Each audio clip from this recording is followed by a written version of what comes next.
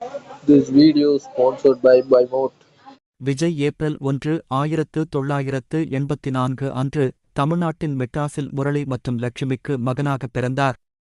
அவர் 17 வயதில் கல்லூரி கிரிக்கெட் விளையாடத் தொடங்கினார். முன்னாள் இந்திய கிரிக்கெட் வீரர் பரத் அருண் அவரைத் தேர்ந்தெடுத்தார். 204.05 சி. கே. நாயுடு டிராபிக்கான தமிழ்நாடு 22 வயதுக்குட்பட்ட அணியில் அவர் தேர்ந்தெடுக்கப்பட்டார். விஜய் இன்னிங்ஸைத் தொடங்கி 6 போட்டிகளில் சராசரியாக 26.45 ரன்களைப் பெற்றார். 205.06 சி. கே. நாயுடு டிராபிக்கான 22 வயதுக்குட்பட்ட அணியில் மீண்டும் விளையாடத் தேர்ந்தெடுக்கப்பட்டார். மேலும் 3 போட்டிகளில் சராசரியாக 26.50 ரன்களைப் பெற்றார். அவரது செயல்திறன் அடிப்படையில் பிப்ரவரி 2006 இல் ரஞ்சி ஒருநாள் டிராபிக்கான தமிழ்நாடு சீனியர் அணியில் விஜய் தேர்ந்தெடுக்கப்பட்டார். மேலும் பிப்ரவரி 16 அன்று கர்நாடகாவுக்கு எதிரான போட்டியின் கடைசி குழு போட்டியில் தனது சீனியர் கிரிக்கெட் அறிமுகத்தில் 17 ரன்கள் எடுத்தார். அவர் தனது இரண்டாவது போட்டியில் 38 ரன்கள் எடுத்தார். இது ரயில்வேஸிடம் காலிறுதி தோல்வியாகும். விஜய் 206-07 ரஞ்சி டிராபியின் போது தமிழ்நாட்டிற்காக தனது முதல் தர அறிமுகத்தை மேற்கொண்டார். டெல்லிக்கு எதிரான தனது முதல் தர அறிமுகத்தில் அவர் அரை சதம் அடித்தார். அவர் 2 சதங்கள் உட்பட 52க்கும் மேற்பட்ட சராசரியுடன் மொத்தம் 628 ரன்கள் குவித்தார் மற்றும் தனது முதல் சீசனில் போட்டியின் 3வது அதிக ரன்கள் எடுத்த வீரராக முடித்தார்.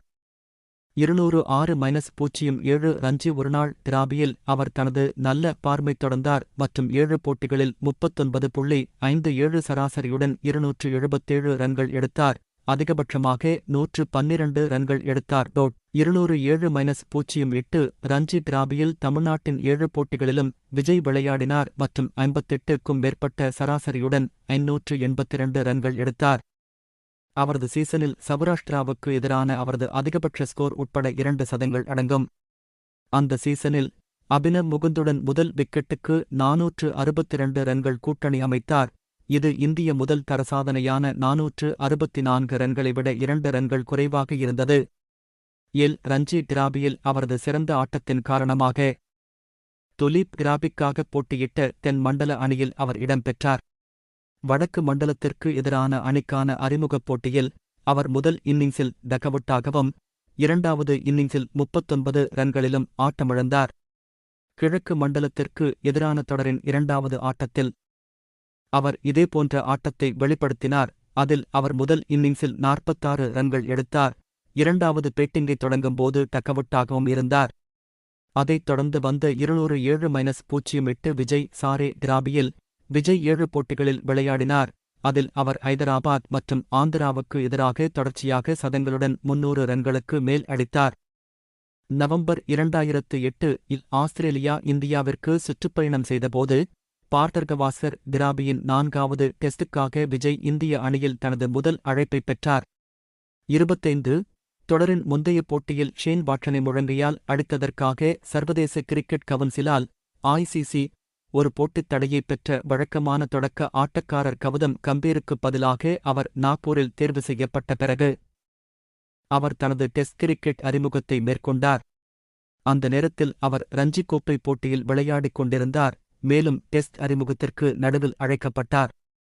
அவர் 33 மற்றும் 41 ரன்கள் எடுத்தார். வீரேந்தர் சேவாக்குடன் முறையே 98 மற்றும் 116 ரன்கள் எடுத்து தொடக்க ஆட்டக்காரர்களாக பங்களித்தார். ஆஸ்திரேலியாவின் இன்னிங்ஸின் போது மேத்யூ ஏடன் மற்றும் மைக்கேல் ஹஸ்ஸி ஆகியோரை ரன் அவுட் செய்தார்.